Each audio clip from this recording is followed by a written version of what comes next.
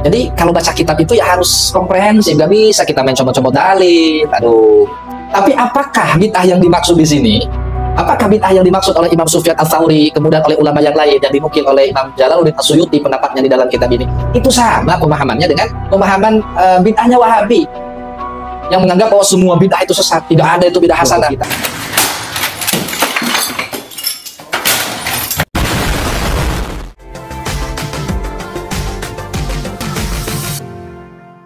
Nah, teman-teman, kemudian ya orang ini juga mencoba beristidlal, menjawab daripada pertanyaan saya, meminta dalil, mana dalilnya bahwa bid'ah itu adalah dosa kedua, ya, dosa terbesar kedua setelah syirik di dalam Islam ini, teman-teman. Di sini ada 4 poin yang sama sekali tidak nyambung, teman-teman ya. Yang pertama, dia tulis surah Al-An'am ayat 144, ya, di dalam Ibnu Katsir. Kalau kita baca ayat ini jelas sekali, tidak ada pernyataan secara tersurat bahwa bid'ah ini adalah dosa terbesar kedua. Nggak ada sama sekali, teman-teman ya. Dan mereka ini kan ketika meminta dalil itu kan mereka maunya tuh mantuk, maunya tuh makna tersurat. Contoh misalnya Maulid Nabi, mau mereka kan mana dalilnya gitu bahwa Maulid Nabi ini diperbolehkan.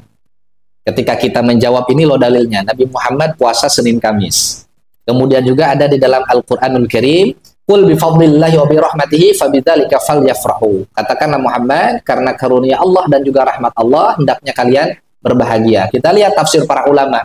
Rahmat di situ adalah diutusnya Nabi Muhammad SAW atau lahirnya Nabi Muhammad SAW. Jadi Allah Subhanahu wa taala memerintahkan kita untuk bergembira atas kelahiran Nabi Muhammad SAW dan mengisi kegembiraan itu dengan ibadah, teman-teman ya, dengan macam-macam amal yang baik. Nah, mereka tolak itu. Kenapa? Karena itu mafhum, makna tersirat. Maunya tuh mereka kalau berdalil, Nabi Muhammad merayakan Maulid Nabi, atau para sahabat merayakan Maulid Nabi. Ya, ada makanannya, bikin panggung, undang penceramah. Nah, maunya tuh mereka begitu, maunya tuh mantuk gitu. Tapi ketika mereka dimintai dalil, mereka menggunakan mafhum. Ini kan lucu. Padahal tuntutan kita kepada mereka ya sebagaimana mereka menuntut kita. Mana teks Al-Quran dan hadis yang menyatakan al-bid'atu kabiratun, misalnya kan, bid'ah ini adalah termasuk dosa besar? Gak ada, teman-teman. Cari sampai botak gak ketemu, teman-teman ya. Nah, ini dalil yang pertama. Kemudian dalil yang kedua ini yang lucu lagi ya, membacakan satu hadis untuk Khawarij. Padahal Imam Shawi Al-Maliki di dalam tafsirnya ya, di dalam Hasyiah tafsir Jalalain itu menyatakan bahwa Khawarij di zaman kita sekarang itu adalah Wahabi. Jadi dalil ini untuk kalian gitu ya, bukan untuk kami. Kemudian yang ketiga, dalil tentang larangan memberontak pada pemerintah yang zalim. Ini juga nggak nyambung, bid'ah dengan kezaliman, gimana ceritanya. Nah, kemudian yang keempat, ini adalah perkataan daripada Imam Sufyan Ats-Tsauri rahimahullah, di mana beliau menceritakan bahwa bid'ah lebih dicintai iblis dari maksiat. Ya, kemudian di beberapa komentar lagi beliau ini menyampaikan sumbernya ya. Nah, perkataan Imam Ats-Tsauri ini, teman-teman ya, ini bisa dilihat ya bahasa Arabnya. Ini terdapat di dalam kitab Haqiqatus Sunnah wal Bid'ah au al-amru bil ittiba wan nahyu anil ibtida, karya Imam Jalaluddin As-Suyuti, teman-teman. Memang ini diceritakan ya, dinukil oleh beliau di halaman 17 di kitab ini, cetakan Darul Fikr. Wa qala Sufyan Ats-Tsauri rahimahullah, al-bid'atu ahabbu ila iblis minal ma'siyat. Al-ma'siyatu yutabu minha wal bid'atu la yutabu minha. Kemudian beberapa makalah yang yang senada ya dengan makalah Al-Imam Sufyan Ats-Tsauri rahimahullah. Tapi apakah bid'ah yang dimaksud di sini?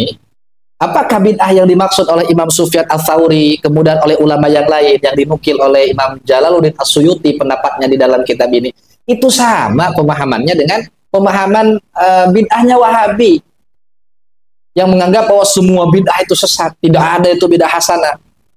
Ya, yang nggak bisa. Inilah salah satu kecurangan ilmiah mereka. Mereka menukil dari kitab Imam Jalaluddin As-Suyuti untuk melakukan pembenaran atas keyakinan mereka, tapi sayangnya mereka hanya mencomot-comot saja, teman-teman.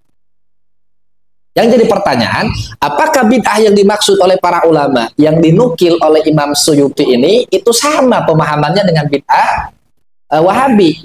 Ya, pemahaman bid'ahnya Wahabi yang menganggap semua bid'ah itu sesat. Ternyata enggak, teman-teman. Dan kita sepakat dengan makalah-makalah ini. Yang dimaksud oleh Imam Sufyan Ats-Tsauri adalah bid'ah yang sesat, bid'ah yang dolalah, teman-teman. Bid'ah yang menyelisihi syariat, teman-teman. Mana buktinya? Kita buka masih di kitab yang sama. Nah, perhatikan teman-teman, di halaman selanjutnya, di halaman 24, di dalam fasal atau bab al-muhdatsat, Imam As-Suyuti di sini jelas-jelas mengatakan, wa qad jarat muhdatsatun la tusadimu syari'ah wa la tata'atu 'alaiha falam yarau bi fi'liha ba'san bal qala ba'dhum innaha qurbah wa huwa shahih. Sungguh telah berjalan sesuatu yang baru, muhdatsat, yang tidak menyelisihi atau menabrak syariat, tidak menghancurkan syariat, tidak bertentangan dengan syariat. Falam yarauha bi fi'liha ba'san. Maka para ulama tidak melihat sebagai sesuatu yang mengkhawatirkan. Bal qala ba'dhum innaha qurbah. Bahkan sebagian ulama mengatakan muhdatsat, sesuatu yang baru dalam agama ini, itu bisa termasuk kurbah, teman-teman. Wa huwa shahih, dan ini pendapat yang sahih. Nah, kemudian perhatikan di bawahnya. Aqsamul hawadits. Wal hawaditsu tanqasimu ila bid'atin mustahsanatin wa ila bid'ain mustaqimah. Imam As-Suyuti membagi bid'ah menjadi dua. Yang pertama ada bid'ah mustahsanah, bid'ah yang dianggap baik. Yang kedua ada bid'ah mustaqimah, bid'ah yang dianggap buruk. Jadi kalau baca kitab itu ya harus komprehensif, gak bisa kita main comot-comot dalil. Aduh, ya teman-teman. Bahkan dia menukil makalahnya Imam Syafi'i rahimahullah. Qala al-Imam Asy-Syafi'i radhiyallahu an, al-bid'atu bid'atani, bid'atun mahmudah wa bid'atun mazmumah. Imam Syafi'i membagi bid'ah menjadi dua. Yang pertama bid'ah mahmudah dan yang kedua bid'ah mazmumah. Nah, ketika kita sodorkan ini, mau ikut Imam Syafi'i atau mau ikut Nabi? Ini lucunya Wahabi ya kadang-kadang ya teman-teman. Mereka konfrontasi antara para ulama dengan hadis Nabi. Kalau menurut mereka bertentangan. Jadi lucu ya.